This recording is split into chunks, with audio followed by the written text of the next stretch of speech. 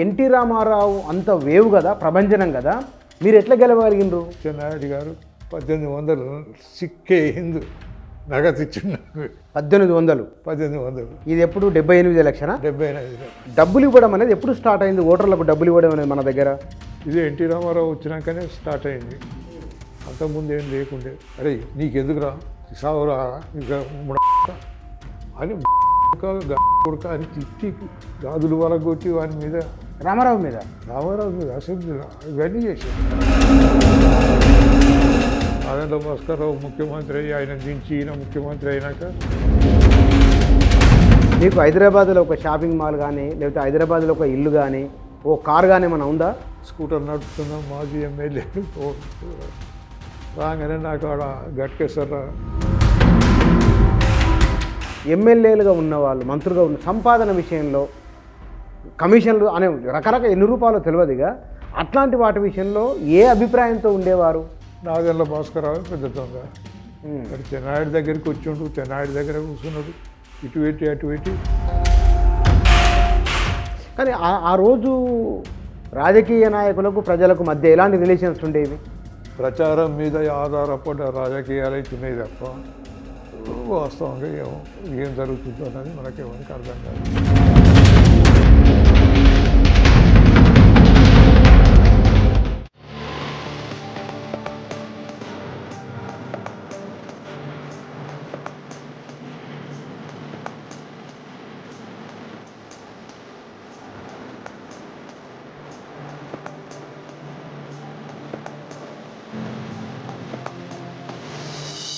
నమస్తే. ఈ రోజుల్లో రాజకీయ నాయకుల గురించి, రాజకీయ నాయకుల పట్ల ప్రజల్లో ఉన్న అభిప్రాయం గురించి కొత్తగా చెప్పాల్సిన పని లేదు. ఈ రాజకీయాలకు లేదా ఇలాంటి ఆలోచనలకు చాలా దూరంగా ఉన్నవారు, ఎమ్మెల్యేలుగా ఎంపీలుగా పనిచేసిన వారు, ఆ తరానికి సంబంధించిన వారు ఇప్పటికి కొందరు ఉన్నారు. ఆనాడున్న రాజకీయం ఎట్లా ఉన్నది, ఆనాడు సంపాదన పట్ల ఎమ్మెల్యేలుగా ఎంపీలుగా గెలిచిన వారు ఏమని భావించేవారు, నాడు నేడు రాజకీయ నాయకులు వారి పట్ల ప్రజల్లో కలిగిన అభిప్రాయాలు ఏమిటి, ఆనాడున్న నాయకుల జీవితం ఎట్లా ఉన్నదో ఈ విషయాల గురించి మనం మాట్లాడదాం. మన దగ్గర మాజీ ఎమ్మెల్యే కొమ్మిడి నరసింహారెడ్డి గారు ఉన్నారు. వారితో మాట్లాడి వారి జీవితము రాజకీయము ఏమిటో తెలుసుకుందాం. సార్ నమస్కారం. నమస్కారం సార్, మీ గురించి మీ వివరాలు, మీ నాన్న పేరు, మీ ఊరు, ఆ వివరాలు చెప్పండి, తర్వాత మిగతా విషయంలోకి వెళ్దాం. మా ఊరు బ్రాహ్మణపల్లి, బీబీనగర్ దగ్గర ఉంటుంది. ఇప్పుడు బీబీనగర్ మండలే అనుకోండి. బీబీనగర్ దగ్గర ఉంటుంది బ్రాహ్మణపల్లి అని. ఆ ఊరిలో మా నాయన పేరేమో రామచంద్రారెడ్డి, మా అమ్మ పేరు లక్ష్మమ్మ. తర్వాత మా పెద్దమ్మ ఉండేది, ఇంకొక ఆమె మొదటి భర్త చనిపోతే మా ఇంట్లోనే ఉండేది. ఇక ఆమె రుక్కమ్మ అని ఉండేది. మేమిద్దరం మగపిల్లలం. నేను పెద్దోడిని, మా చిన్నోడు బుచ్చిరెడ్డి అని తమ్ముడు ఉన్నాడు. తర్వాత ఇద్దరు అక్కలు మాకు. ఆ ఇద్దరు అక్కలు, ఒక ఆమె శశిరేఖాదేవి అని అక్కడ వెన్నంపల్లికి ఇచ్చినాం. పెద్దపల్లి జిల్లా, ఇప్పుడు తాలూకా, ఇప్పుడు జిల్లా అయిందేమో కానీ అక్కడికి పెద్దపల్లి జిల్లా అయింది, ఇప్పుడు జిల్లా అయింది. అక్కడ ఆమె వివాహం జరిగింది. ఇక చిన్న ఆమెనేమో ఆమె పార్టీలో అండర్ గ్రౌండ్లో పనిచేస్తుండేది. వీళ్ళిద్దరు అండర్ గ్రౌండ్లో పనిచేసిన వాళ్ళే, మా పెద్దక్క చిన్నక్క ఇద్దరు. చేస్తుంటే అన్ననే అప్పుడు ఎస్వికే ప్రసాద్ అని, శానకొమ్మూరి వెంకటకృష్ణ ప్రసాద్ అని గుంటూరు నుంచి ఒక అతను వచ్చి ఇక్కడ పార్టీ ఆర్గనైజేషన్లో జాయిన్ అయ్యిండే. అయితే ఆయన అండర్ గ్రౌండ్లో ఉన్నప్పుడు ఇద్దరికి పరిచయం చేసి వాళ్ళిద్దరు పెళ్లి చేసుకున్నారు. ఆమెకు ఇద్దరు కొడుకులు, ఇది మా చిన్నక్కకు ఒక బిడ్డనేమో డాక్టర్ అయింది, అమెరికాలో ఉంది. కొడుకులు ఇద్దరు అమెరికాలో సెటిల్ అయ్యారు. ఇప్పుడు ఆమెనేమో పాపం మన చంద్రరాజేశ్వరరావు హోమ్లో ఉంటా ఉంది. ఇక ఆమెకి ఏంటంటే ఫ్రీడమ్ ఫైటర్ పెన్షన్ ఒకటి వస్తుంది. రెండోది ఇది మా బావగారు చెన్నూరు నుంచి, వరంగల్ చెన్నూరు ఉంది కదా, ఆ చెన్నూరు నుంచి ఒకసారి ఎమ్మెల్యే అయ్యిండు. ఆడ ఆ ఎమ్మెల్యే అయింది కనుక ఆయన పెన్షన్ వస్తుంది. ఇక రెండింటితోటే పేమెంట్ చేసుకుంటూ అందులో ఆడ ఉన్నది మన చంద్రరాజేశ్వరరావు హోంలో ఉన్నది. మీ సిస్టర్ మా చిన్నక్క మీ చిన్నక్క. మా పెద్దక్కనేమో 10 ఏళ్ళు అవుతున్నట్టుంది. ఆ కాలం చేసింది ఇక్కడనే. మా పెద్దన్ననేమో ఆయన మొదలు దళంలో పోయినాక దళంలో ఉన్నప్పుడే పెళ్లి చేసుకుంటూ ఒక కొడుకు పుట్టినాక ఆయనను కాల్చి చంపారు. ఎవరు? వీళ్ళు మన నైజాం పోలీసులు. ఓకే. నైజాం పోలీసులు మా ఊరు శివాలనే కాల్చి చంపారు. తమ్మునికి కూడా ఒక కొడుకు ఒక బిడ్డ. వాళ్ళిద్దరు వాళ్ళు చేసుకొని వాళ్ళ పని చేసుకుంటున్నారు. మీ వయసు ఎంత ఇప్పుడు? మర్చిపోయాను. నాదా చిన్నపిల్లగానే. అదే 81. వా 82లో వస్తుంది. రేపు March 10th నాది డేట్ ఆఫ్ బర్త్. అది వస్తే 82 అవుతుంది నాది. మీరు పుట్టిన సంవత్సరం ఎప్పుడు? 47. కరెక్ట్ సంవత్సరం వచ్చిన సంవత్సరం. ఈ అప్పుడు మాది ఎవరు రాసి పెట్టారు, ఎవరు జన్మనామాలు ఇవి అవన్నీ ఎవరు రాసి పెట్టకపోదురు. ఏమున్నా స్కూళ్ళు వచ్చినాయి 51, 52 ఆ ప్రాంతంలో గవర్నమెంట్ స్కూల్స్ ఓపెన్ అయినాయి. అన్నీ ఓపెన్ అయినప్పుడు పిల్లగాన్ని బయట చేర్పిస్తామంటే పోతే పిల్లగానికి ఎన్నేళ్ళు అంటే 3 ఏళ్ళు 4 ఏళ్ళు 5 ఏళ్ళు అంటే హెడ్ మాస్టరు ఆయనకు దోచిన డేటు ఒకటి మార్చి నుంచి జూలై మధ్యలో వేసిండు అందరికి. ఓ డేట్ వేసి 5 ఏళ్ళకి డేట్ వేసి. అంటే చిన్నప్పటి నుంచి మీ పైన కమ్యూనిస్ట్ పార్టీ ప్రభావం ఉన్నది మీ పైన? కమ్యూనిస్ట్ పార్టీ ప్రభావం అంటే కొంతవరకు ఉంటే అప్పుడు అంతా బాలల సంఘం అని ఇదని తిరిగేది. కానీ దానికంటే ఎక్కువ ఏంటంటే నేను 6th క్లాస్ నుంచి 7th క్లాస్ నుంచి హనుమకొండకు పోయినాను. హనుమకొండలో మా అక్కయ్య వాళ్ళు ఉండేది. వాళ్ళ ఇంట్లో ఉండి చదువుకునేది నేను. ఆడనే మల్టీపర్పస్ జాయిన్ అయినాం. మాది పాస్ అయినాక వెనకసిరి డిగ్రీ కాలేజీలో జాయిన్ అయినాక ఊరికి వచ్చినాం. వచ్చేనే ఊళ్ళో ఏం చేస్తామని చెప్పంటే అప్పుడు మేము యూత్ క్లబ్లు పెట్టాం, యువజన సంఘాలు పెట్టి మా పని ఏంటంటే తెల్లదాకా రోడ్లు ఊడ్చుడు, చేదబావులు తోడుడు, చేదబావులో నీళ్ళు లేకపోతే తోడుడు, ఇట్లా అసలు కార్యక్రమాలు చేసుకుంటూ ఉండేది మేము. అట్లా అంతా తప్ప వేరే ఏమీ లేదు. ఈవెన్ ఆ రోజుల్లో ఏంటంటే నేనే మొట్టమొదటిసారి మన దగ్గర ఎక్కడ లేని దగ్గర మేము మా యువజన సంఘం నుంచి గణేష్ ఉత్సవం చేసేది. గణేష్ ఉత్సవం చేస్తే మా సిస్టమ్ ఏంటంటే అందరి పేర్లు చిట్టీలు రాసేది. చిట్టీలు రాసేస్తే చిట్టీలలో ఎవరికి ఏది వెళ్తే వాళ్ళ దేవాలి. అంటే ఇప్పుడు ఒకడు మట్టి దేవాలి. మట్టి తెచ్చి అక్కడ గుళ్ళో పెడితే ఆ హౌస్లో ఆయన వచ్చి విగ్రహం చేసి పెడతాడు. అట్లా దానికి మామిడాకులో ఒకటి తేవాలి, పూలో ఒకటి తెచ్చి కట్టాలి. తర్వాత ఇట్లా ఆ విధంగా తర్వాత వెనకసిరి షావ తీస్తాం కదా 14 రోజులు అయినాక ఊరంతా తిప్పేది, ఇంక్లూడింగ్ అర్జున్ వాడతో సహా తిప్పితే దానికి కూడా చిట్టీలు తీసేది. చిట్టీలు తీసి ఏం చేసేది అంటే ఒకడు కట్టెలు కొట్టుకురావాలి, ఒకడు కుర్చీ అడకరావాలి. అప్పుడు కుర్చీలు కూడా ఎవరైనా తేవాలి. అవును, కుర్చీ తేవాలి. ఒకడు దాని మీదకి షాల్ తేవాలి అని ఇవన్నీ వేసుకొని ఊరంతా తిరిగి తీసుకుపోయి చెర్ర నిమజ్జనం చేసేది. అప్పుడు మాకు 3 రూపాయల నుంచి 3.5, 4 రూపాయలు వచ్చేది. వస్తే 2 రూపాయలు డప్పులు కొట్టి వాళ్ళకి ఇచ్చేది. మిగిలినది ₹1, ₹1.5 ఉంటే మళ్ళీ వచ్చే సంవత్సరం కోసం దాచిపెట్టుకునేది. ఏది నూనె ఖర్చుకు, దీపం పెట్టాలి కదా. అవును.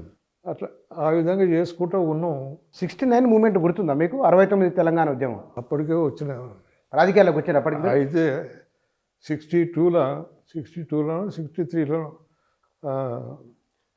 ఈ తుమ్మల లక్ష్మారెడ్డి మా ఊరికి వచ్చాడు. తుమ్మల లక్ష్మారెడ్డి గారు అని కాంగ్రెస్ లీడర్ ఉండేది. ఉప్పునూతల పురుషోత్తరెడ్డి. వాళ్ళిద్దరు చెరవ గుంపుగా ఉండేది. ఈయన కూడా DCC ప్రెసిడెంట్, ఇది అదేది బ్రహ్మానంద రెడ్డి వీళ్ళందరితో తిరుగుతాం.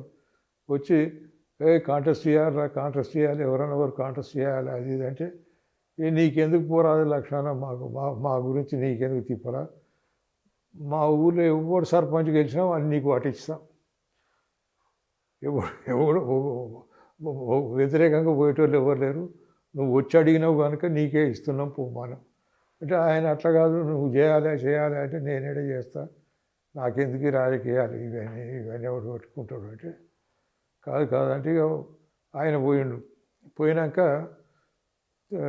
తెల్లారు మర్నాడు మళ్ళీ మా యువజన సంఘం వాళ్ళంతా కూర్చొని అట్లా నువ్వెందుకు చేయవు పంచాయతీ మళ్ళీ నా మీద అంటే అమ్మ నేనేం చేయాలా చేసి నేనేం చేసేది ఉంటుంది అందులో అట్లా లేదు నువ్వే చేయాలంటే పెద్ద మనుషులు వీళ్ళు వాళ్ళందరూ వచ్చారు ముసలోళ్ళు ఇట్లా అందరూ వచ్చి నువ్వే చేయాలంటే సరే పోటీ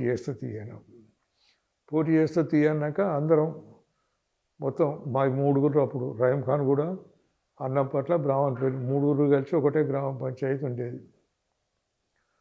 అయితే ఈ మా ఊర్లోనేమో అందరినీ ఎవరెవరిని పెట్టాలి, ఎక్కడ ఏ వార్డుకి ఎవరిని పెట్టాలి, ఏం కథ అన్నది అంతా డిసైడ్ చేసుకొని మిగతా 2 ఊర్లలో కూడా అట్లా పెట్టినాం. దాదాపు ఏకగ్రీవం కోసమే ప్రయత్నం చేసింది అయ్యింది అదే. కానీ అయితే ఆయనకు లక్ష్మారెడ్డి గారికి ఎవరు చెప్పినారో ఏమో నాకు తెలియదు. మొత్తానికి ఆయనకు ఎందుకో ఏమో నా మీద డౌట్ వచ్చింది.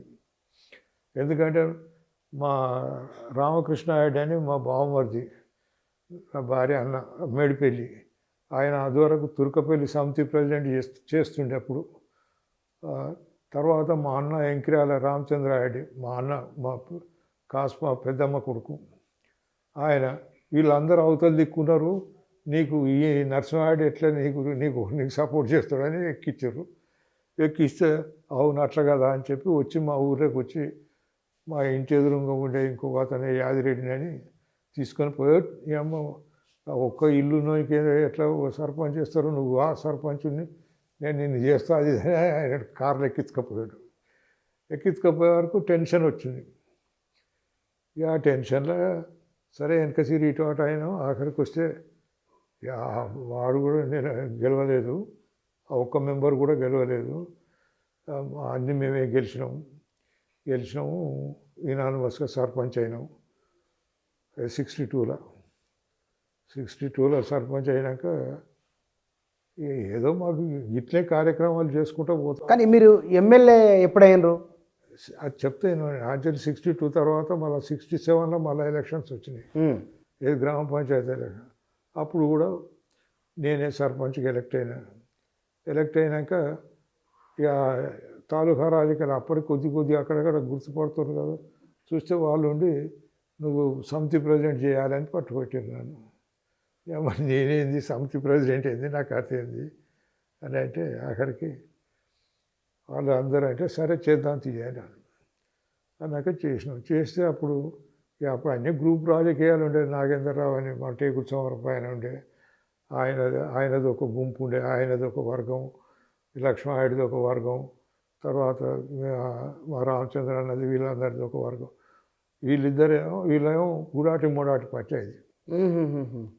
ఇక ఆయన నాగేంద్రరావు ఆయనది వేరే ఉండే. తర్వాత బొల్లపల్లి నుంచి వాసుదేవరెడ్డి వీళ్ళు వాళ్ళనేది వచ్చేది. మొత్తానికి సమితి ప్రెసిడెంట్కి ఎలక్ట్ అయినాక అందరు నన్ను అడిగారు, అట్లా నువ్వు పుణ్యాన్ని సమితి ప్రెసిడెంట్ అవుతావా, ఒక్క పూట పోతావా మాకు అన్నారు. అంటే సరే తీయని ఊళ్ళకి వెళ్ళి బియ్యం అని తెప్పించి ఒక ఆటను తెప్పించి కోయించి అందరి భోజనాలు పెట్టినాం. 300 రూపాయలు ఖర్చు వచ్చింది నాకు. 300 ఆ రోజుల్లో ఎంతమంది మస్తుగా వచ్చారు, 100-200 మంది వచ్చారు. ఓకే, 200 మందికి 300 మందికి 300 ఖర్చు. 300 ఖర్చు, 300 రూపాయల ఖర్చు వచ్చింది. ఆ విధంగా సమితి ప్రెసిడెంట్ అయినాక కంటిన్యూగా 5 ఏళ్ళకే అయిపోతుంది కదా. 69 అంటే 69 ఎజిటేషన్ వచ్చింది. ఆ ఎజిటేషన్లో మేము అంతా పాల్గొన్నాము. ఆ ఎజిటేషన్లో ఏంటంటే మేము ఎవరిని విలువకపోయేది, వాళ్ళే వచ్చేది. రేపు మా ఊరి నుంచి మందిని తీసుకొస్తాం సత్యాగ్రహం చేయించమని అంటే తీసుకొస్తే అది ఆఫీస్ కాడ సత్యాగ్రహాలు చేసేది. ఏదైనా నిరాహార దీక్ష చేస్తున్నామంటే కూడా వాళ్ళే వచ్చేది. మేము ఎవరిని విలువకపోయేది, జనాలే వచ్చేది. వాళ్ళే వచ్చి పార్టిసిపేట్ అయ్యేది. ఆ విధంగా అప్పుడు నేను అనుకోకుండా ఏంటంటే భువనగిరి తెలంగాణ ప్రజా సమితికి నేను కన్వీనర్గా ఉండేది. ఆంచెలు 2-3 సార్లు అరెస్ట్ అయినాము. తర్వాత జైల్లో పెట్టినారు. వరంగల్ జైల్లో ఉన్నాము, భువనగిరి జైలు, నల్గొండ జైల్లో ఉన్నాము. మేము నల్గొండ జిల్లాలో ఉన్నప్పుడే భూకంపం వచ్చింది. ఆ, 69 జూన్ అరెస్ట్ జైలుకి పోయినప్పుడు. పోయినాం. ఆ విధంగా అది ఆ కార్యక్రమం నడుస్తూ ఉండే. ఈ మా మా బావగారు, మా చిన్న బావ కమ్మనే కదా ఆయన ఆంధ్రుడే. అయినా కానీ ఇక నేను అవన్నీ ఏం పట్టించుకోకుండా జై తెలంగాణ అన్నాం, జై తెలంగాణ అనే ఉండేది. ఉండి చేస్తుంటే ఇంతలో చెన్నారెడ్డి గారు గవర్నర్షిప్ నుంచి వచ్చిండు. అప్పటికి కాంగ్రెస్ డివైడ్ అయ్యింది.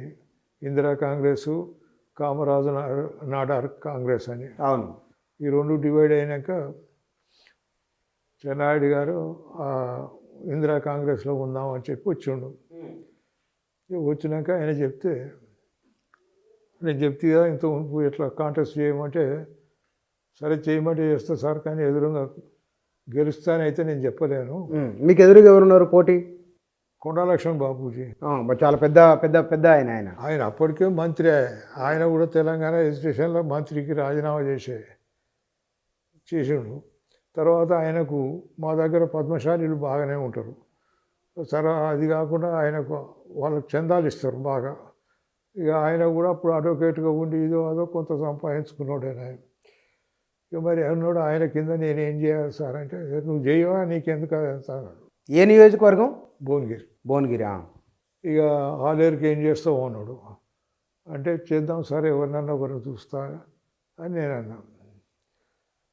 అన్నాక రావణపేటకేమో అది చెప్తే కదా, కొమ్ము రామయ్య కొడుకును తీసుకురమ్మన్నాడు. అంటే కొమ్ము పాపయ్య అని ఉండే, ఇప్పుడు చనిపోయినట్టుండు. అతను గ్రాడ్యుయేటు.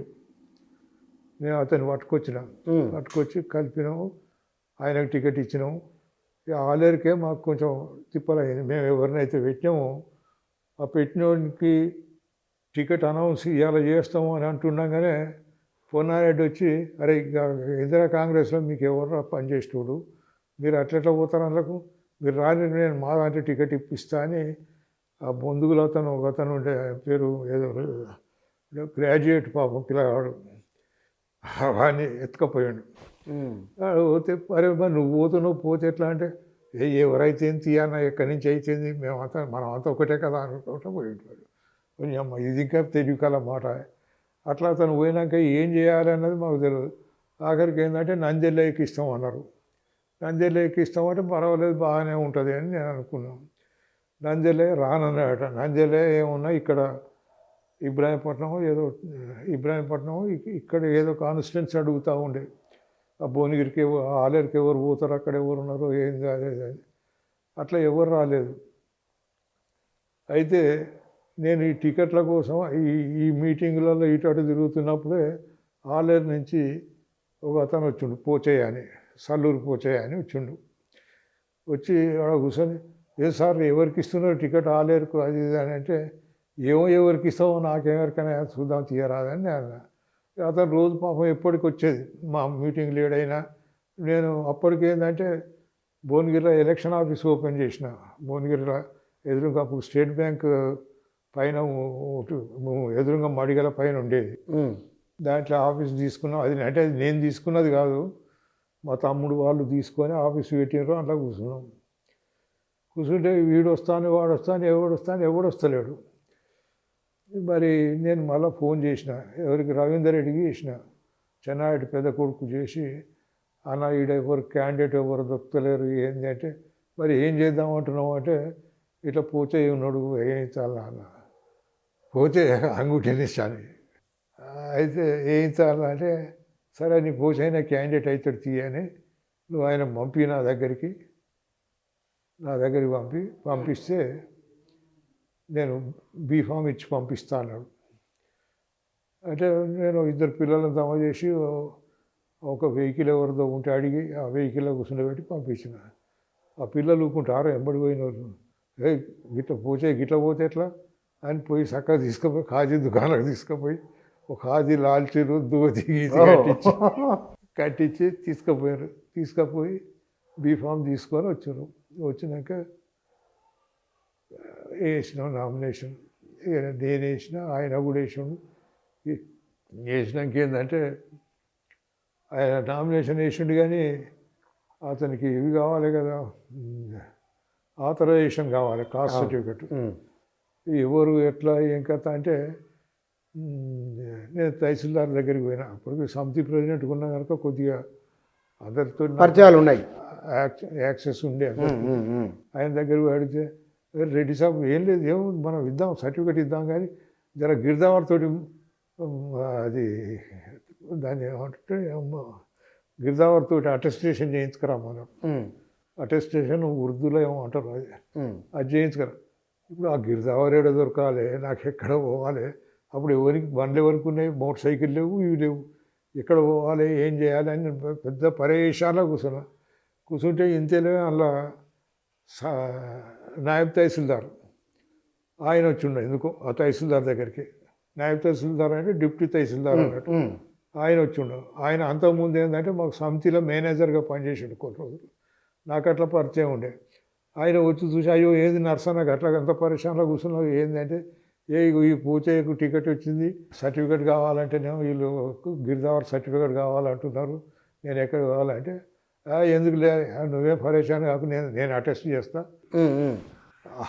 దాంట్లో మెంబర్ ఉండే నాకు పరిచయం, నేను అటెస్టేషన్ చేస్తా అని చెప్పి ఆయన అటెస్టేషన్ చేసి సర్టిఫికేట్ ఇస్తే వాళ్ళు అది తీసుకుపోయి ఆర్డీఓ ఆఫీసులు ఇచ్చి ఆయనకి క్యాండిడేట్గా చేసినాక వెనక సిరి చెన్నారెడ్డి గారు ఇవన్నీ జరుగుతున్నప్పుడు చెన్నారెడ్డి దగ్గరికి పోతే ఆయన నాకు 1800 సిక్కే హిందూ నగదు ఇచ్చిన్నాడు. ఎందుకంటే ఉండనిపో అన్నాడు. 1800. ఇది ఎప్పుడు 78 ఎలక్షనా? 78. ఓకే. మీ ఎలక్షన్ ఖర్చు కోసం ఆలేరుకేమో 4000 ఇచ్చాడు. ఆయన హరిజనుడని 4000 ఇచ్చాడు. మీకు ఆ ఎలక్షన్లో మొత్తం ఎంత ఖర్చు వచ్చింది? నాకు అంత వస్తే 7000 8000 వచ్చింది. భోజనాల ఖర్చు, అప్పుడు తాగుడికి కూడా లేదు. తాగుడు ఎక్కడిది, పిల్లలు సైకిల్ తీసుకొని పోయేరు, స్కూల్ పిల్లలే సైకిల్ తీసుకొని ఊర్లో పోటీ పోయి గోడల మీద పేర్లు రాసి వద్దురు. వస్తే ఆ ఊర్లలో ఎవరైనా పెద్ద రైతులు ఉంటారు కదా, రైతులు ఉంటే తిన్నారా ఏమన్నా అంటే ఏడ తిన్నావు అంటే అయితే మీరు ఆ ఊరికి పోయి ఇడికి రాంటి భోజనానికి నేను వండి పెడతా అని ఆ పెద్ద మనుషులే వండి పెట్టేది అంతే. మీరు ఎవరు చెప్పకుండానే వాళ్ళంతా వాళ్ళే, మేము ఎవరు చెప్పకపోయేది, వీళ్ళకేం భోజనాలు ఇస్తామని అనకపోయేది. ఏమున్నా సైకిల్ తీసుకుపోతారు కదా, ఆ సైకిళ్ళ కిరాయిలు మాత్రమే నేను ఇచ్చేది. అంతే. మిగతా ఎవరు వాళ్ళే చేసేది. పిల్లలు వాళ్ళే ఉరికేది పోయేది. ఎన్నికల ప్రచారం క్యాంపెయిన్, ఎలక్షన్ క్యాంపెయిన్ ఇవాళంటే యూట్యూబ్లో ఫేస్బుక్లలో చెప్తున్నారు, టీవీలో పేపర్లో యాడ్ చేస్తారు. ఇవి లేవు కదా. ఇట్లా ప్రచారం చేసేది. మేము ఏమున్నా ప్రతి ఊరికి పోయి దండం పెట్టేది అంతే. దండం పెట్టి వచ్చేది. వస్తే కొన్ని ఊళ్ళలో పెద్ద మనుషులు మమ్మల్ని రానియమన్నారు. ఎందుకు అంటే అవతల పార్టీ అంటే బ్రహ్మానంద రెడ్డి పార్టీ వాళ్ళు అనుకోరాదు. అట్లా ఊళ్ళకి రానియమని అంటే ఆ ఊళ్ళో ఇప్పుడు జలాల్పురం అని ఉన్నది, ఇక్కడనే మన కీసర పక్కకే ఉంటుంది. ఆ ఊళ్ళో పోతే నువ్వు రావద్దు ఊళ్ళకు, మాకు ఊళ్ళకి ఎందుకు వస్తావు నువ్వు, మా ఊళ్ళో నీకు ఒక ఓటు పడదు పోమని చెప్పి 30-40 మంది వచ్చి అడ్డం నిలబడ్డారు. వేరే పార్టీ, అది వేరే శిబిరం రెడ్లు నిలబడితే వాళ్ళు పోయితే ఏం చేయాలని అక్కడ ఆలోచించుకుంటూ కూర్చుంటే ఇంతలో ఈ పిల్లలు హరిజనులు వచ్చారు. ఏందయ్యా గిడ కూర్చున్నావు ఇట్లా అంటే, ఇట్లా మీ ఊర్లోకి రావద్దు అంటున్నారు, రాణిస్తలేరు వాళ్ళందరూ వచ్చాయంటే పలానా వాళ్ళు అని చెప్పినారు. చెప్తే వాళ్ళు వద్దంటే నువ్వెవరు, ఈ ఊరు వాళ్ళ సొంత జాగిరా, మాకంటే ఎక్కువ వాళ్ళకు ఓట్లు ఉన్నాయా, నడువు మేము తీసుకుపోతాం అని వాళ్ళు ఊరేగింపు చేసి తీసుకుపోయారు. అంటే ఎగ్జాంపుల్ చెప్తారు. అదే ఆ విధంగా ఆ ఎలక్షన్స్ జరిగినాయి. ఇప్పుడు ఓటుకు డబ్బులు ఇస్తున్నారు కదా, డబ్బులు అడిగే ముచ్చట లేదు. డబ్బులు ఇస్తే రేపు పొద్దుగాల నీ దగ్గరికి ఏమైనా పని మీద వస్తే మేము పైసలు ఇచ్చి రావాలి నీ దగ్గరికి అని కూడా ముఖం పట్టుకొని అడిగారు. పబ్లిక్ అనేది అట్లెందుకు, మా ఊరికి ఏం కావాలో నువ్వు నీకు అయిన కాడి చెయ్యి, షెదబాయి కావాలన్నా, రోడ్డు కావాలన్నా, కాలువ కావాలన్నా, చెరువు కావాలన్నా, కరెంటు కావాలన్నా, ఏది కావాల్సింటే అవి నువ్వు ఏం చేయగలిగితే అవి చేసేయి, అంతేగాని మాకు పైసలు తీసుకొని మేము ఓట్లు వేస్తాం అనేది. అందులో పైసలు నా దగ్గర లేకనే. అదే మాకు ఆలేరు ఎమ్మెల్యేకి ఏమైంది, ఆయన పోయి ఊళ్ళో రఘునాథపురం అని ఉన్నది మా దగ్గర, ఆడ పద్మశాలీలు చాలామంది ఉంటారు.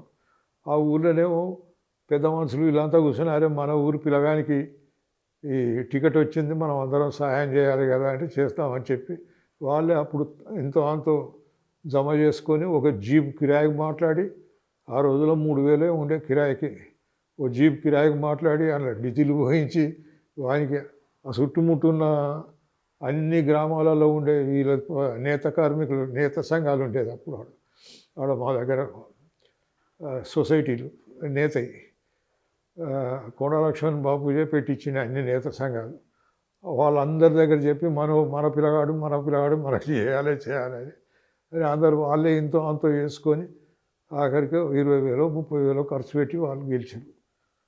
అది దేనికి పెట్టినారంటే ఇవే ఈ కార్లకు దీనికి వాటికి వీటికే పెట్టినారు కానీ ఎవరికి ఓట్లు వేసేందుకు పైసలు ఇచ్చింది లేదు. ఎంత మెజార్టీతో గెలిచారు మీరు అప్పుడు? ఎవరు? మీరు. నాకేమో 27,000 చిల్లరతో నేను గెలిచిన. పోతేనేమో 36,000 మెజార్టీతో గెలిచిండు. అప్పుడు ఈడ కొమ్ము పాపయ్య గెలిచిండు, ఆడ రవీంద్ర నాయక్ గెలిచిండు దేవరకొండల. తర్వాత మీరు రెండోసారి ఎమ్మెల్యే ఎప్పుడైనరు? అదే 78 తర్వాత 81, 82లో 82, 83 ఎలక్షన్స్. 82 ఎలక్షన్స్ అవును. 82 చివరిలో అయినాయి. రెండోసారి నవంబర్, అక్టోబర్, నవంబర్. అప్పుడు మళ్ళా అంటే టికెట్ ఇచ్చారు చెన్నారెడ్డి గారే. నేను చేస్తారా అన్న అంటే ఎందుకు ఏమవుతుంది, చేస్తే ఏమవుతుంది, గెలుస్తావు లేకుంటే ఓడతావు అంతే కదా, ఓడితే భయపడతారా ఎవడన్నా? సరే సార్ అదేది ఇక్కడ ఆయన ట్రైన్లో పోతుంటే సికింద్రాబాద్ స్టేషన్లో పోయి కలిసినాం. నన్ను పట్టుకపోయారు మా వాళ్ళు. ఈయన చేయనంటుండే చేయనంటుండే అప్పటికే ఈ డబ్బులు వ్యవహారం ఇవన్నీ వస్తుంటే ఏం చెందేవాళ్ళు నేను డబ్బులు, నా దగ్గర డబ్బులు ఎక్కడి అని అనుకుంటే వాళ్ళు ఆయన నువ్వు చేస్తా పోనా అని అన్నారు. అప్పుడు ఆ సంవత్సరం ఏమైందంటే అప్పుడే రాజీవ్ గాంధీ ఎంటర్ అయ్యిండు రాజకీయాల్లోకి ఎంటర్ అయ్యిండు. రాజీవ్ గాంధీ ఎంటర్ అయ్యిండు. ఎన్టీ రామారావు అంత వేవ్ కదా, ప్రభంజనం కదా, మీరు ఎట్లా గెలవగలిగినరు? నాకు ప్రజలతో ఉండే సంబంధాలు, వాళ్ళకు ప్రతి ఊళ్ళో ఎవరు పోయినా అయ్యా నువ్వు ఈ బావి నువ్వే తోడిచ్చినావు, ఈ కాలువ నువ్వే కట్టించినావు, నువ్వు మాకు పలానాడు ఆపద వస్తే వచ్చినావు, ఇది అదని అట్లా వాళ్ళు చెప్పుకొని ఓట్లు వేసిందే కానీ నేను ఎప్పుడు వాళ్ళను బతిరాడలేదు, ఎవరు కాలు మొక్కలేదు, ఎవరు ఏళ్ళు మొక్కలేదు, దండం పెట్టేది అంతే, అంతకు తప్ప వేరే ఏం చేయలేదు. కానీ ఇక్కడ డబ్బులు ఇవ్వడం అనేది ఎప్పుడు స్టార్ట్ అయింది? ఓటర్లకు డబ్బులు ఇవ్వడం అనేది మన దగ్గర ఇక మరి ఎప్పుడు స్టార్ట్ అయిందంటే తర్వాత స్టార్ట్ అయిందో అప్పుడు స్టార్ట్ అయిందో తెలియదు. క్యాడర్కు డబ్బులు ఇచ్చడం మొదలైంది. క్యాడర్ అంటే ఎవరి హయాం నుంచి స్టార్ట్ అయింది? ఇది ఎన్టీ రామారావు వచ్చినాకనే స్టార్ట్ అయింది, అంతకుముందు ఏం లేకుండే. ఈ ఎన్టీ రామారావు వచ్చినాక వెనకసి నాదెండ్ల భాస్కర్రావు ముఖ్యమంత్రి అయ్యిండు. నాదెండ్ల భాస్కర్రావు ముఖ్యమంత్రి అయ్యి ఆయన దించి ఈయన ముఖ్యమంత్రి అయినాక ఇది అవిశ్వాసం మీద చర్చ జరుగుతుంది అసెంబ్లీలో. అందరూ ఇక భయపడతా ఉండరు ఏమవుతుందో అని. ఆయన ప్రోటం స్పీకర్గా మొదలు ఈయన పెట్టిండు. ఈ అసదుద్దీన్ ఓవైసీ తండ్రి ఉండే అప్పుడు సలావుద్దీన్ ఓవైసీని స్పీకర్గా పెట్టిండు. పెడితే అతను కూడా ధైర్యం చేయలేక నాకు దర్దోరా అని చెప్పి ఆయన వెళ్ళిపోయాడు. వెళ్ళిపోయినాక ఇంకెవరో వచ్చారు, వస్తే వాళ్ళు కూడా ఎవరు చేయలేరు. ఇట్లా 3-4 మారిపోయారు. అయ్యే వరకు ఒక విధమైన టెన్షన్ వచ్చింది. ఆ టెన్షన్ లేదంటే మా దగ్గర ఉండే లేడీ మెంబర్స్ ఎంతమంది అవుతారో అందరు వచ్చి నా పక్క కూర్చుందరు. అప్పుడు జర అటాకట్టా ఉన్నట్టు చూసేందుకు ఇది ఉండే. అయితే వాళ్ళు వచ్చి నా దగ్గరనే కూర్చుందరు, అంటే మా రోలో కూర్చుందరు వరుస పెట్టి.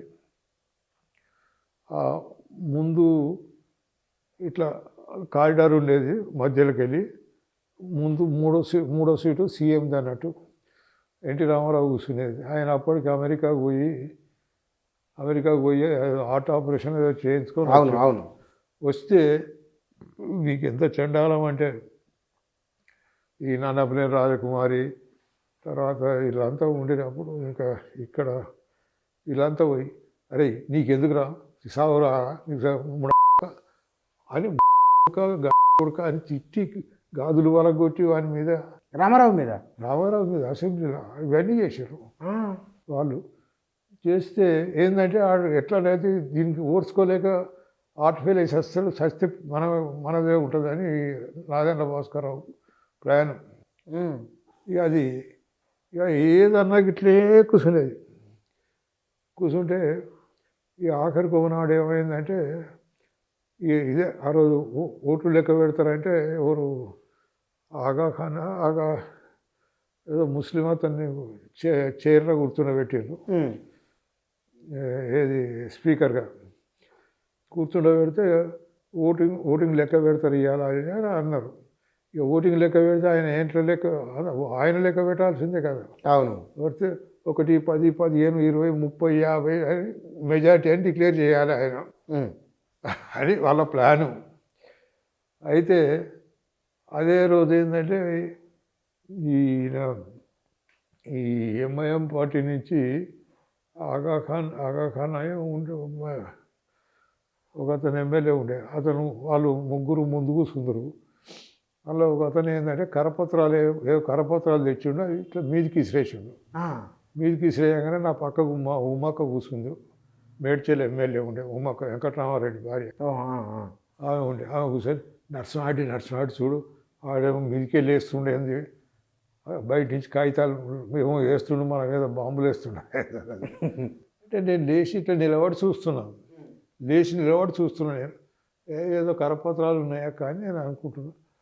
అయితే అప్పుడు అసెంబ్లీలో ఏంటంటే మాకు ఇట్లా గుంజితే ఒక చెక్క వచ్చేది, రైటింగ్ ప్యాడ్ అన్నట్టు మా టేబుల్కే ఉండేది. అది ఇట్లా ఇట్లా రాసుకునికే దాని మీద రాసుకుంటేందుకు ఉండేది. ఇక మా వెనకకు వీడు మన ఈ ఇబ్రాహీంపట్నం ఏజీ కృష్ణ ఉండేది. ఆ ఏజీ కృష్ణ గట్ల నా వెనక దిక్కు గట్ల కూర్చున్నాడు. వాడు ఆ చెక్క గుంజి బలంగా గుంజితే ఆ చెక్క ఊసొచ్చినట్టుంది. ఊసొస్తే ఎసిరి కొడితే అప్పుడు ఆ టైంకి నేను లేచి నిలబడితే ఆ చెక్క వచ్చి నాకు దాకింది. ఏంటి లేకుంటే ఏంటి రావడానికి దాకాలి. అసలు ఆల్రెడీ ఓపెన్ హార్ట్ సర్జరీ చేసుకుని ఆయన గుండె ఆపరేషన్ చేసుకొని వచ్చిండు. ఆ దెబ్బ చచ్చిపోయింది మరిగా. ఆయన దాకాలే, ఆ చెక్క నాకే తాకింది, ఆయన నా దగ్గరనే కింద పడ్డది. ఆయన నాకంటే గంత ముందు, ఇప్పుడు మీకంటే కొంచెం ముందుకు ఉన్నాడు అంతే ఆయన. ఇక అది దాకంగానే నేను అన్కాన్షియస్ అయినా. అప్పుడు ఎన్టీ రామారావు అయితే ఆయన ప్రాణాపాయమే. అదే అన్కాన్షియస్ అయితే ఓంకారు రాఘవరెడ్డి, నరరాఘవరెడ్డి వీళ్ళు వచ్చి నన్ను నీళ్ళు కొట్టి ముఖం నీళ్ళు దాపించి వాళ్ళు నలుగురు కలిసి పట్టుకపోయి అసెంబ్లీలోనే ఒక డాక్టర్ ఉండేది. అప్పుడు ఆ అసెంబ్లీ నడుస్తున్నప్పుడల్లా ఓ డాక్టర్ వచ్చేది. డాక్టర్ ఉంటాడు, మరి ఇప్పుడు కూడా ఉంటుండో లేదో నాకు తెలియదు కానీ ఓ డిస్పెన్సరీ నడుపుతారు. వాళ్ళకి తీసుకుపోయి ఆయన చూసినాక ఏం లేదు. అదేంటంటే చెక్క ఇట్లా దాకలే నాకు, ఇట్లా తాకితే తలకాయ పట్టువాను, అది ఇట్లా తాకింది. అడ్డం తగిలింది. అడ్డం తగిలే వరకు ఇంత పొడుసు వచ్చింది. పొడుసు వస్తే దీనికి ఒక కట్టు కడతా అది ఇది అని అన్నాడు. నాకు కట్ట ఎందుకు చూస్తే సిగ్గు, నన్ను కొట్టిండ్రు అంటే ఏముంటుంది, ఇజ్జతే పోతుంది, ఏమవుతుంది, ఏదన్నా రాసేది ఉంటే రాయి, నేను పోతా అని చెప్పి అని అదేదో రాయించుకొని వచ్చి అసెంబ్లీలో కూర్చున్నాం. ఇక ఓటింగ్ అయిపోయింది. ఇక అది మళ్ళీ ఎన్టీ రామారావు మళ్ళీ ముఖ్యమంత్రి అయ్యాడు. అసలు కరపత్రంలో ఏమున్నది? ఏ కరపత్రాలు, ఉర్దూలో ఉన్న కరపత్రాలు ఎవరు చదవలేండు. అంటే ఎందుకు చల్లిండు అట్లా? Just to diverts the attention of the people. ఆ అసెంబ్లీలో ఉన్న ప్రజల దృష్టిని అటు మరిస్తే వీడిని చెక్కతోడు కొట్టాలని ప్లాన్ వేసుకుంటాము. ఏముంటుంది మరి. అందుకోసం అని బహుశా నేను ఊహిస్తున్నా. అంతే. It may be correct or not. Yes. మొత్తం మీద ఆ విధంగా అది జరిగినాక అసెంబ్లీ పోస్ట్పోన్ అయింది. తర్వాత నాదెండ్ల భాస్కరరావు రిజైన్ చేసిండు. నేను విడ్రా చేస్తున్నా అన్నాడు. మళ్ళీ రామారావు ముఖ్యమంత్రి అయ్యిండు. అయిపోయినాక ఆయన అసెంబ్లీ రద్దు చేసి మళ్ళీ ఎలక్షన్ పోదామని అన్నప్పుడు నాకు చెప్పి పంపిండు. అప్పుడు ఈయన బుచ్చయ్య చౌదరి ఇటు ఉండే రాజమండ్రి ఆయన ఎమ్మెల్యే క్వార్టర్స్లో ఆయన కింద ఉండేది, నేను మీద ఉండేది. నేను సీనియర్ కదా వాళ్ళకు. అయితే ఆయనను ఇట్లా తోలి ఆయనను మన పార్టీలోకి రమ్మను, టికెట్ ఇస్తాను నేను. నాకేమవుతాను. మళ్ళా తెల్లారో మళ్ళా తోలిండు ఇంకో ఇద్దరు ముగ్గురిని తోలి ఆయనని ఏ పార్టీ నుంచి కాంటెస్ట్ చేసినా మేము సపోర్ట్ చేస్తాం అన్నాడు. ఈ పంచాయతీ ఎవడు పెట్టుకుంటాడు, నాకు ఈ పంచాయతీ వద్దు అవ్వదు, నేను ఎలక్షన్లో కాంటెస్ట్ చేయాలని నేను నిర్ణయం తీసుకుని అయిపోయింది. చేయలే ఇక ఇది చేయలేదు. ఇంకా అక్కడి నుంచి మీరు ఇక పోటీ చేయలేదు. ఇక మళ్ళీ చేయలేదంటే అప్పుడు నేను చెప్తే కాదు ఇంతకుముందు నాకు హైకమాండ్ నుంచి 2 లక్షల రూపాయలు ఇచ్చారు. ఇస్తే ఆ ఎలక్షన్లో గెలిచినాము. ఇప్పుడు ఏ హైకమాండ్ అడగాలి, నేను ఎవరిని అడగాలి? నేను పైసలు అడిగినా అనుకో, మళ్ళీ రేపు ఏ ముఖం పెట్టుకుని వాళ్ళ దగ్గర పని మీద పోవాలి. మనం ప్రజల కోసం ఏదో అడిగేటోళ్ళం కదా అని చెప్పి నేను చెయ్యని చెప్పి చేయనంటే కూర్చున్నాం. మీకు అప్పుడు మరి 2 సార్లు ఎమ్మెల్యే కదా, మీకు హైదరాబాద్లో ఒక షాపింగ్ మాల్ కానీ లేకపోతే హైదరాబాద్లో ఒక ఇల్లు కానీ ఓ కారు కానీ ఏమైనా ఉందా? కారు గిట్ల ఏం లేదు. ఒకటి ఇప్పుడు ఆడ ఎమ్మెల్యే కాలనీ ఉంది కదా, రోడ్ నెంబర్ 14లో, అది ఎమ్మెల్యేకి ఇచ్చేది. అది ఎమ్మెల్యే అప్పుడు కొత్తగా స్థలం పెట్టి ఆ స్థలం ప్లాట్లు చేసి ఒక ప్లాట్ ఇచ్చారు నాకు కూడా. ఎమ్మెల్యే కాలనీలో నాకు ఒక ప్లాట్ ఇచ్చారు. కానీ అది నేను మా పెద్దమ్మాయి పెళ్ళినప్పుడు అమ్మేసి. ఎంత కమ్మిండ్రు అప్పుడు? 1,00,000కు. ఓకే. ఏ సంవత్సరం ఇది? 1,00,000 అంటే అది 500 గజాలు కదా? 500 గజాలు. 500 కాదు, 300 గజాలు 400 గజాలు ఉండేది. ఇప్పుడు ఏ సంవత్సరం అది? 85లో 87 అనొచ్చు. తర్వాత మరి మీకు ఆస్తులు ఎమ్మెల్యే అయిన తర్వాత మీరు బండి మీద స్కూటర్ మీద తిరిగేదట కదా? అవును, ఇప్పటికి ఉన్నది స్కూటర్ అది. మరి ఎమ్మెల్యే అంటే ఒక కారో జీపో కొనుక్కు తీసుకోవచ్చు కదా? దానికి డబ్బులు ఎక్కడి నుంచి రావాలి, దాన్ని మెయింటెనెన్స్ ఎట్లా చేయాలి, డ్రైవర్కి ఎవరు పెట్టాలి. నాకు డ్రైవింగ్ వస్తుంది, డ్రైవింగ్ లైసెన్స్ ఉంది. ఇప్పటికీ స్టిల్ ఐఎమ్ డ్రైవింగ్ హోల్డర్. నాకు ఇప్పుడు కూడా ఇంకొక 1 ఏడాది దాకా ఉన్నది డ్రైవింగ్ లైసెన్స్. కానీ ఎడబెట్టాలి.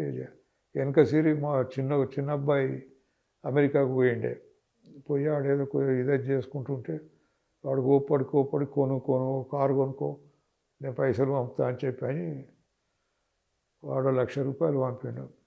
పంపితే అప్పుడు మాకు ఇక బంధువు కంటే ఎక్కువ పోతరాజు అని ఉండే సర్కిల్ ఇన్స్పెక్టర్, రిటైర్డ్ డిఎస్పీ అయ్యిండే. ఆయన ఉండి బావగారు ఈడ మంచిది కారు అమ్మకానికి వచ్చింది, కొనుర్రి అని ఆయన వెంబడి పడి దాన్ని 1,30,000 కొనిపించాను. Second hand car, Indica car. దాంట్లో తిరిగేది. తర్వాత ఆ స్కూటర్ ఏమో అట్లే ఉన్నది. స్కూటర్ ఇట్లే మీ లెక్కనే ఇంటర్వ్యూకి వచ్చినాడు. అప్పుడు స్కూటర్ మీద తిరిగేది. స్కూటర్ మీద ఊరికి పోయేది వచ్చేది, ఇక్కడ సిటీకి వచ్చేది. ఎమ్మెల్యే కాదు, అయిపోయినాక మొన్న అంటే 8 ఏళ్ళు 9 ఏళ్ళ కింద వరకు కూడా వచ్చేది. ఇక వస్తే దానికి లేదు, ఆర్సీ బుక్ లేదు, ఎన్నో పోయింది. ఈ ఇల్లు మారినా కదా, ఇక్కడి నుంచి అక్కడికి, అక్కడి నుంచి ఇక్కడ మారితే నేను పోలీస్ స్టేషన్లో కంప్లైంట్ ఇచ్చినా అట్లా నడుస్తూ ఉండేది. కానీ ఇక ఎప్పుడైతే నాకు ఇంటర్వ్యూ తీసుకొని దాని మీద నువ్వు స్కూటర్ నడుపు అంటే నడిపినావు. నడుపుతుంటే ఫోటో తీసుకొని ఫోటో వేసి స్కూటర్ నడుపుతున్నాం మాజీ ఎమ్మెల్యే రాగానే నాకు ఆడ గట్కేసర్ గిట్ట మాది కాదు కదా, రంగారెడ్డి జిల్లాకే. అక్కడ అభిమాన సంఘాలు ఏర్పడ్డాయి. వాళ్ళు వచ్చి ఆ స్కూటర్ తీసుకుపోయి దాన్ని అంతా మంచిగా క్లీన్ చేయించి మంచిగా రిపేర్ చేయించి తెచ్చిపెట్టారు. Still it is there. ఆడ మన సింగపూర్ టౌన్షిప్లో ఉంది, అక్కడ పెట్టున్నారు. అక్కడనే ఉన్నది. ఆడనే ఇల్లు కిరాయికి తీసుకున్నా కదా. ఇల్లు కిరాయి ఎమ్మెల్యే క్వార్టర్స్ ఎప్పుడైతే ఖాళీ చేయమన్నారో, ఎమ్మెల్యేలకు ఇస్తేనే ఖాళీ చేయమని అన్నప్పుడు ఎక్కడ పోవాలంటే నాకు అప్పుడు మా స్నేహితుడు ఒక అతను ఉండే రామరెడ్డి అని, ఒకసారి రోడ్డు మీద కలిసిండు. నాకు నేను ఊరికి పోతుంటే రోడ్డు మీద కలిసింది. ఏంద్రా రావణ గీడు ఉన్నావు అంటే, ఇంట్లో ఇండ్లు కొంటున్నారా అన్నాడు. ఇక్కడ ఇండ్లు కొంటున్నా అంటే సరే అని చెప్పి నేను అన్న అది జ్ఞాపకం వచ్చి వానికి ఫోన్ చేసి వాని దగ్గరికి పోయి చూసిన. టౌన్షిప్ బాగుండే, మంచి మోడర్న్గా ఉండే, మంచిగా ఉండే. దానికి హౌసింగ్ బోర్డు స్థలం ఇచ్చారు. ఇచ్చినాక దాంట్లో ఏమైందంటే ఆడ కూడా నా దురదృష్టం అనుకో ఏదన్నా అనుకో, రామరెడ్డి నుండి వంశ రామరెడ్డి అని ఈ ఊరు బంధువులు అతను ఉండి నా క్లాస్మేట్. వాడు ఉండి అరే నర్సన నువ్వు ఎక్స్ఎమ్మెల్యే కదరా, మీకు హౌసింగ్ బోర్డు వాళ్ళు ఇన్స్టాల్మెంట్ మీద ఇస్తారు కదా, తీసుకోరాదు, ఒరిజినల్ రేటుకి తీసుకోరాదు అన్నాడు. అంటే ఇదేదో బాగానే ఉన్నది అనుకొని నేను అప్పుడు జానారెడ్డి గారు ఇన్ఛార్జ్ మినిస్టర్ ఉండే దానికి హౌసింగ్ బోర్డుకు ఉంటే పోయి ఆయన అడిగిన, నాకు ఒక ఇల్లు ఇప్పియనరా, ఇట్లా అది ఇన్స్టాల్మెంట్ మీద కడతా నేను అంటే ఆయన ఉండి అదే నర్సన ఇవాళ ఆ సెక్రటరీ ఎవరో ఉండే అప్పుడు ఏదో పేరు చెప్పిండప్పుడు ఆయన లేడు, ఈడ సిటీలో లేడు, బయట ఉన్నాడు, వచ్చినాక నేను చెప్పి ఇప్పిస్తా పోయా అన్నాడు. ఇక అన్నాక ఏంటంటే ఇక మళ్ళీ ఆయన నాకేం కాల్ చేయలేదు, నేను చేయలేదు. మళ్ళీ ఎప్పుడో 5-6 నెలలకు పోయినాకప్పుడు అడిగితే అయ్యో నువ్వు దరఖాస్తు పెట్టలేదా నర్సన అన్నాడు. దరఖాస్తు దేనికి పెట్టాలి నేను అంటే ఇట్లా ఇల్లు కావాలంటే కదా అంటే, నువ్వు చెప్పకపోతే కదా నువ్వు పెట్టమంటే పెడుతున్నావు అంటే ఏం కాదు ఇప్పటికైనా పెట్టుకోవద్దు దరఖాస్తు అన్నాడు. అంటే సరే అని చెప్పి నా మిస్సెస్ని తీసుకుపోయి చూయిందామని చెప్పి అడిగి తీసుకుపోయి చూయించి వస్తుంటే వచ్చేటప్పుడు చక్కగా ఇడికి వచ్చినాం రవీంద్ర నగర్కు. ఈడ మా బావమరిది ఉండేది రామకృష్ణారెడ్డి ఉంటే ఇట్లా ఎక్కడ పోయి వచ్చారు మీరు అంటే ఇట్లా ఆడ సింగపూర్ టౌన్షిప్లో ఇల్లు తీసుకుందాం అనుకుంటున్నాం అడిగిపోయినాం అంటే, నువ్వు బాగలేని మనిషివి అలా చెల్లెం పట్టుకొని ఇక అడవిలో ఉంటావు అను పోయి అన్నా అన్నాడు. మా అన్న వద్దు అన్నాడు అంటే అది కూడా లేకుంటే అప్పుడు అది అదనొచ్చు, అది కూడా పోయింది. అప్పటికేందంటే 12 లక్షలు మినిమం ఉండే ఒక్కొక్క ఇంటికి, 3 బెడ్రూమ్ ఇంటికి, ఇంకా 2 బెడ్రూమ్ అయితే తక్కువ ఉండే. అప్పుడు వాళ్ళు హౌసింగ్ బోర్డు వాళ్ళు దాన్ని ఏం చేశారంటే ఇంకో 5,000 వేయించారు, 17,000 16,000 చేశారు. దాన్ని చేస్తున్నారు. దానికంటే ముందు నీకు పాత రేటు మీద ఇప్పిస్తా అని అన్నాడు. అది కూడా తీసుకోలేదు, ఇక కాలేదు. మీ కుటుంబం వారసత్వంగా వచ్చిన ఆస్తులు తప్ప మీరు ఎమ్మెల్యే అయ్యి సంపాదించుకునేది ఏమైనా ఉందా? ఎమ్మెల్యే అయిన తర్వాత ఏమో నాకు తెలియదు, ఏం సంపాదించలేదు. ఎమ్మెల్యే కాలన ఇల్లు ప్లాట్ వస్తే అది అమ్మేసుకున్నారు, అది అమ్మేసుకుని ఇంకా తర్వాత ఏం లేవు మీకు? ఇక ఇక్కడ ఏం లేవు. ఊర్లో మీ వారసత్వంగా వచ్చిన భూమి ఉంది అంతే, మిగతా ఆస్తులు లేవు. కానీ ఇవాళ రాజకీయ నాయకుల గురించి వింటూ ఉన్నప్పుడు ఒక ఎలక్షన్కు ఒక్క నియోజకవర్గంలో 20 కోట్లు అంటారు, 30 అంటారు, 50 ఎంతనో చెప్పకూడదు, కోట్లే. ఇక చేస్తూనే ఉన్నారు, చూస్తూనే ఉన్నాం కదా. ఇప్పుడు ఊర్లో మహిళలందరికీ డబ్బులు పంచిండ్రు అని అంటారు. ఎట్లా పంచిండ్రు, పంచుడు ఎట్లా పంచుతారు నాకు తెలియదు. అడిగితే ఏముంది అన్న గది నీకు తెలియదా? ఈ డాక్టర్ సంఘాలు ఉన్నాయి కదా, ఆ సంఘాలకు ఆ సంఘంలో ఎంతమంది మహిళలు ఉంటారో అంతమందికి మనిషికి 5,000 10,000 చొప్పున ఇచ్చారు. ఖతం అయిపోయా.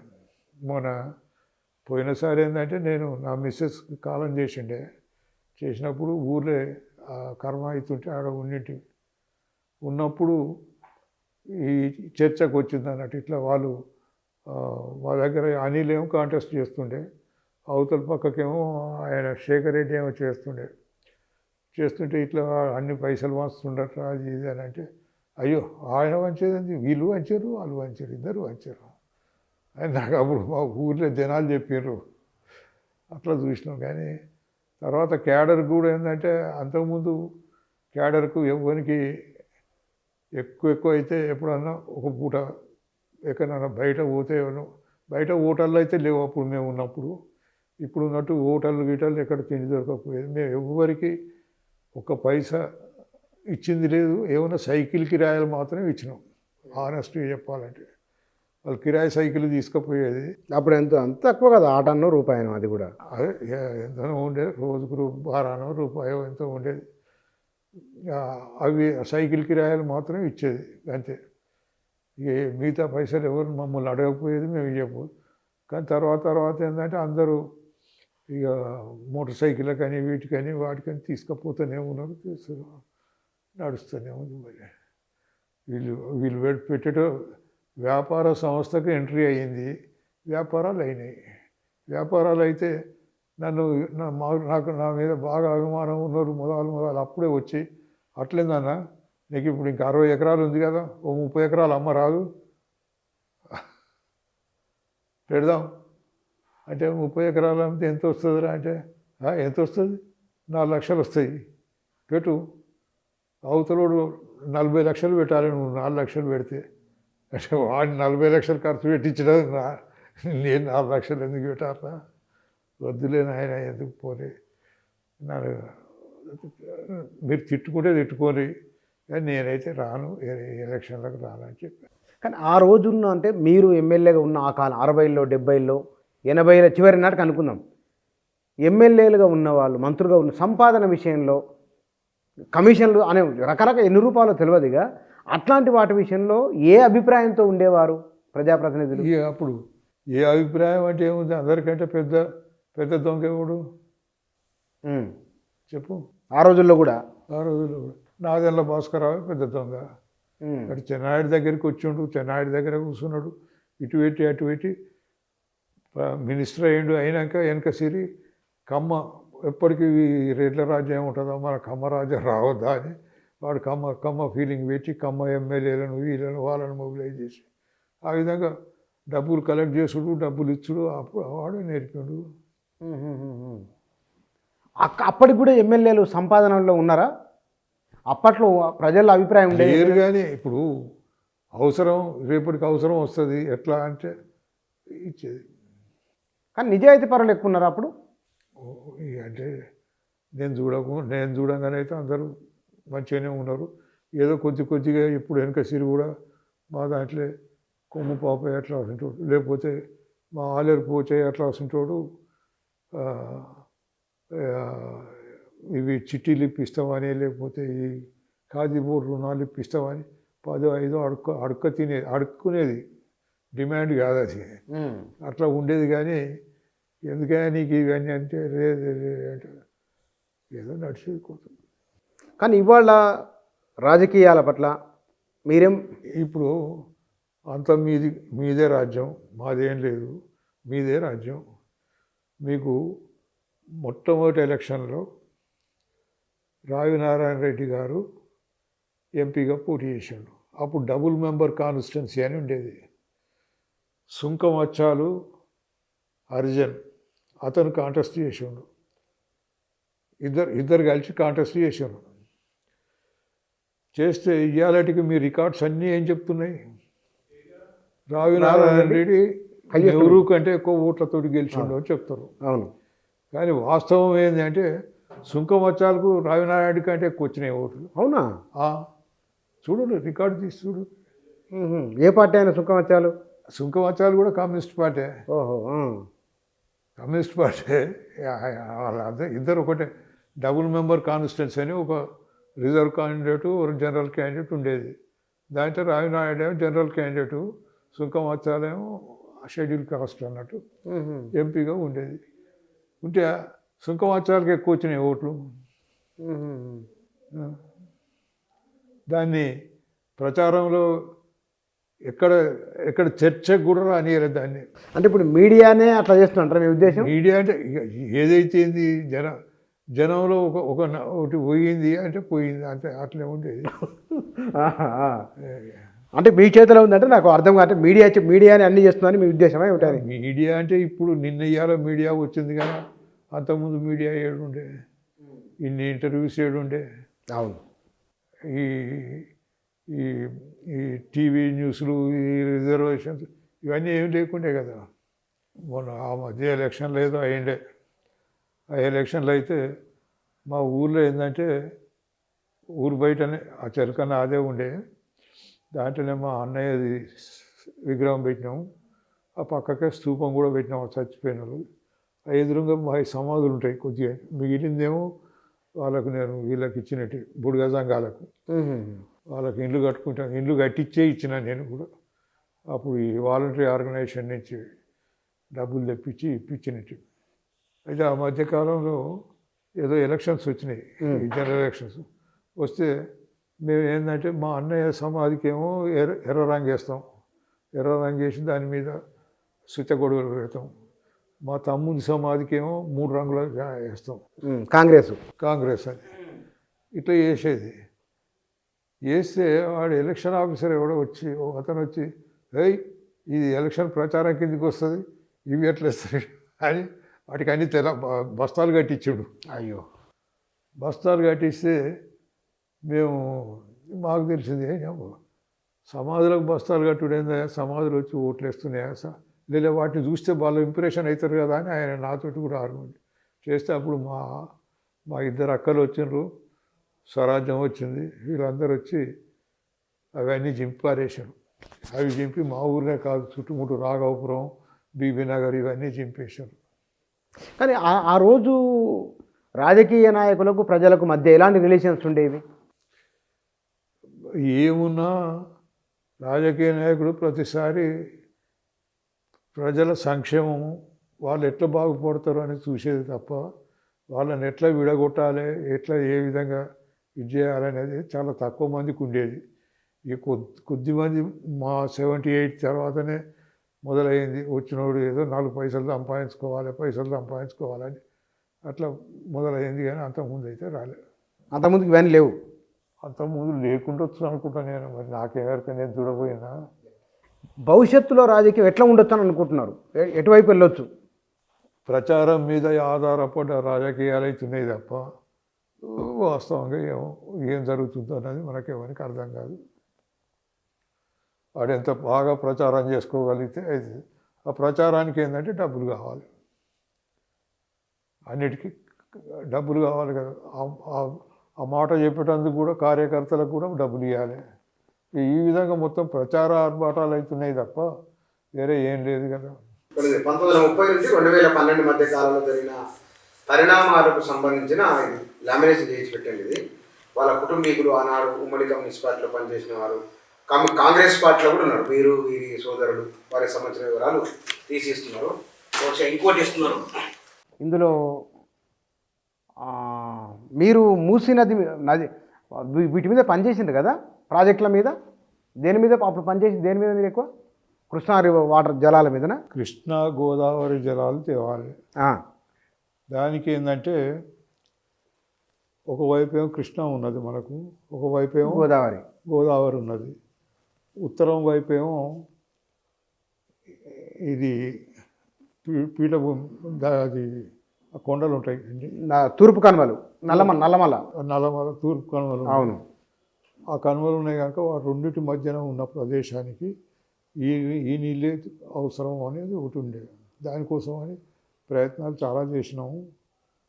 నేను ఈవెన్ షామీర్పేటకు కూడా ఇప్పుడు ఈ మూసీ దాని మీద కూడా చాలా చేసినాం మేము కార్యక్రమాలు. ఆ లిటరేచర్ అంతా ఉన్నది కానీ ఎక్కడుందేమో చూడాలి. అయితే మూసీ నదికి ముఖ్యంగా అప్పుడు నేను చిన్నగా ఉన్నప్పుడు అంటే 60 ఆ ప్రాంతంలో, 59-60 ప్రాంతంలో ఊరికి వస్తే డుక్కి పౌర్ణమి అంటారు. కార్తీక పౌర్ణమి నాడు డుక్కి పౌర్ణమి అని అంటారు మన దగ్గర. డుక్కి పౌర్ణమి అంటే మునగాల మునగాల అన్నట్టు. అంటే ఎక్కడన్నా నదులలో బావిలో నీళ్ళలో మునగాలి అనేది ఉంది. అప్పుడు మేము అందరం పిల్లలందరం కలిసిపోయి మా పక్కకే మాకు వితిన్ 1/2 కిలోమీటర్ మూసీ నది పోతుంది. పోయి ఆడ ఒక దగ్గర ఏమన్నా ఒక దగ్గర కూర్చొని వండుకొని తినేది, చేపలు పట్టుకునేది, మూసీలో చేపల కూర వండుకునేది, అన్నం తినేది, ఈత కళ్ళు తాగేది, ఇవన్నీ తాగి వచ్చేది. డుక్కి పౌర్ణమి అంటే మూసీ నది ఈత కొట్టేది మీరు? ఇప్పుడు మా ఊరి పక్క నుంచి పోయేది అదే కదా, మూసే కదా కొట్టేది. అదే వేరియస్ ఆఫ్టర్ కొద్ది రోజుల తర్వాత 10 ఏళ్ళ తర్వాత మా నాయనగారు కాలం చేస్తే ఆయన అస్థికలు కలుపుదామని అలాగ పోయినా. పోతే ఆ కాలు పెట్టి వస్తలేదు, అంత భయంకరంగా ఉన్నాయి ఆ నీళ్ళు. అందరూ అన్న ఇక నువ్వు ఎందుకు పోతావు, పొక్కు ఇంకైనా కలుపుదాం, ఎవడో బాయిలో కలుపుదాం అని మొదలుపెట్టి పట్టుకొని వస్తే వచ్చి ఈడ మన గద్వాల దగ్గర కృష్ణానదిలో ఆడ కలిపి వచ్చినాం. అంటే పరిస్థితి, నీళ్ళ పరిస్థితి అట్లా వచ్చింది. ఎందుకు వచ్చింది అంటే దానికి ఒకటి ఇండస్ట్రియల్ పొల్యూషన్, రెండవది హ్యూమన్ పొల్యూషన్ అంటే మామూలుగా మనం డిశ్చార్జ్ చేసే ఈ మలంలో కానీ మూత్రంలో కానీ వీటిలో ఏం రాదు. మనం ఉపయోగిస్తున్న అన్ని ఇప్పుడు సబ్బులు కానీ డిటర్జెంట్లు అన్నీగా, ఈ డిటర్జెంట్స్ అన్నీ కూడా కెమికల్సే కదా. ఆ విధంగా ఇవి కలిసి వస్తుంది. దీన్ని మంచి చేయాలి అంటే ఎట్లా చేయాలి? మూసీ మీద ఏంటంటే నైజాం పీరియడ్లోనే 23 కథలు ఉన్నాయి మనకు. చాదరగట్టు కాంచెలు మొదలు పెడితే కింద మన తుమ్మలగూడెం దాకా 23 కథలు ఉన్నాయి. వీటి కింద 32,000 ఎకరాల భూమి కాస్త అయ్యేది ఆ రోజుల్లో. ఆ కథల కాంచెల్లి చెర్లలకు నీళ్ళు పోతాయి, చెర్లకు నీళ్ళు, చెర్లకు కాలువలు తవ్వేను, ఆ చెర్ల కింద కాలువలు. ఆ విధంగా 32,000 ఎకరాలు ఆ రోజుల్లో కాస్త అయ్యేది. అట్లా అసంటిది వెనకసిరి భవిష్యత్తులో కూడా ఇంకా మిగతా వాటిని ఎక్స్టెండ్ చేసినందుకని చెప్పి ల్యాండ్ సర్వే అయినప్పుడు కూడా వాటికి కాలువలకు ఇట్లా అన్నిటికీ డిమార్కెట్ చేసి పెట్టారు. అవన్నీ ఏమి లేకుండా పోయినాయి. ఇది ఎట్లా, ఇది ఏంది అని అంటే అప్పుడు చాలామంది చాలా రకాలుగా వాళ్ళ స్థాయిలో ఇది చేశారు. మేము ప్రజా చైతన్య వేదిక పక్షాన మేము ఇవి చేసుకున్నాం. నదీ జలాల మీద కూడా మీరు పనిచేసినారు అప్పుడు? ఇది తర్వాత ఈ గోదావరి జల, ఇది ఇప్పుడు మూసీ వరకు వస్తే మనం చెప్పుకోవాల్సింది ఏంటంటే, ఇప్పుడు మూసీకి కావాల్సినవి ఏంది? మంచినీళ్ళు కావాలి. మంచినీళ్ళు కావాలంటే ఏంది? ఇక్కడ అప్పుడు దానికి వాళ్ళు ఏం చెప్పారంటే, అది మా ఊరు నక్ష కానీ అదే ఉంది ఇక్కడ ఉంది మీరు పనిచేసింది. మా ఊరు నక్ష, అది విలేజ్. వాగులు ఉండేది, వాగులు ఊరేళ్ళు అంటాం మనం, అవి ఉండేది. నేను చిన్నగా ఉన్నప్పుడు 4వ తరగతి 5వ తరగతి చదువుతున్నప్పుడు మాకు భువనగిరిలో రామలింగ సార్ అని ఒక సార్ డ్రిల్ మాస్టర్ ఉండేది, పొచ్చి ఉండేది. కానీ మాకు అయితే మేము ఆ పక్కకే వారాల పెంట ఇంట్లో వండుకొని తినుకుంటూ ఉండేది. అయితే ఎప్పుడన్నా పొరపాటున ప్రేయర్ స్టార్ట్ అయినాక మేము పోతున్నాం అనుకో, వాడు పిలిచేది, అరే రారా అనేది పిలిచి గుండె ఎందుకు పెట్టలేదురా, లేకపోతే నెక్కర్ ఎందుకు కింది మీదకి పెట్టినా, ఏదన్నా ఒకటి అని కొట్టేది, పటా కొట్టేది. లేటుగా పోతే పనిష్మెంట్ అన్నట్టు. ఇక మేమేం చేసేది అంటే, నేనేం చేసేదంటే పోతే ఇక స్కూల్కి పోకపోయేది. అప్పుడు పోయి భువనగిరి గుట్ట ఎక్కేది, లేదు అంటే యాదగిరిగుట్ట పోయేది. యాదగిరిగుట్టకు పోతుంటే మాకు తోవంబడి అన్ని ఆ రైల్వే గేట్ కాంచెలు దాటి అట్లా చక్కగా పోతుంటే అన్ని చేన్లు ఉండేది. ఏది మన మొక్కజొన్న చేన్లు, తర్వాత జొన్న కంకులు, ఇవి అవి ఇవన్నీ ఉండేది. పోతుంటే అవి 2 ఇరుసుకునేది, తినేది. నీళ్ళు కావాలంటే ఎడ దొరికితే ఆడనే ఎక్కడన్నా కొద్దిగా ఉష్క కనపడితే ఆడ ఇట్లా అంటే నీళ్ళు వచ్చేది. అంటే అది నాకు చిన్నప్పుడు వచ్చిన ఆంచెల్లి. మేము గుట్టకు ఏంటంటే ఇది దాన్ని అన్నం పెట్టేదాన్ని ఏమంటారు, సత్రం కాదు, గుడ్లోనే ఈ అన్నప్రసాదం పెడతారు. అవును, పులిహోర చేసి పెడతారు. ఇక పులిహోర చేసి పెట్టే వరకు ఆడికి ఉరికేది. ఉరికి ఇది వచ్చేది రా, ఇది వచ్చేది తినొచ్చేది. అయితే చెలిమలు అంటే వాగులో నీళ్ళు ఎట్లా వస్తాయి అన్నది మనకు అప్పటి నుంచి నాకు కొంచెం అవగాహన ఉండి, దీనికి షామీర్పేట కూడా ఇది బాగా కావాలంటే దీనికి కొన్ని చేయాలి అని అంటే ఏంటంటే, మాకు బీబీ నగర్ కాంచెలు పోయేది, షామీర్పేట వాగు వస్తుంది, వచ్చి బొల్లెపల్లి కాడ కలుస్తుంది. షామీర్పేట ఎప్పుడు ఒక సంవత్సరానికి ఒక 30 రోజులు అలుగు వెళ్తే చాలు, మాకు ఇవన్నీ పెరిగినలు అవుతాయి అని మొదటి నుంచి ఒక డిమాండ్ ఉండే. అట్లనే ఇబ్రాహీంపట్నం చెరువు కిందికి వెళ్ళి కూడా ఒక నాలా ఒక కాలువ వచ్చే వాగు పోతుంది, అది ఆంచెలు పోయి సంగం కాంచెల్లి మళ్ళీ మూసిలా కలుస్తుంది దానికి. అయితే ఈ మధ్యకాలంలో ఏమైనాయంటే దానికి దీనికి ఎండలో నీళ్ళు ఉంటలేవు ఎప్పుడు కూడా. ప్రాబ్లం. అయితే ఈ గోదావరి నీళ్ళు దీంట్లో కలపాలి, కృష్ణా నీళ్ళేమో ఇబ్రాహీంపట్నం దాంట్లో కలపాలన్నది మన డిమాండ్ ఉండే. దీని మీద ఎంతకాలం పనిచేసారు మీరు? నేను దాదాపు 10 ఏళ్ళు చేసిన. ఇప్పుడు గవర్నమెంట్ ఆలోచన చేస్తున్నాయి వాటిపైన. వాళ్ళు ఏం ఆలోచన చేసినా ఏదో శుద్ధి చేస్తున్నావు, కొన్ని ఇండ్లు కొడుతున్నావు అనుడే, కానీ ఈ కాన్సెప్ట్లో పోతలేరు.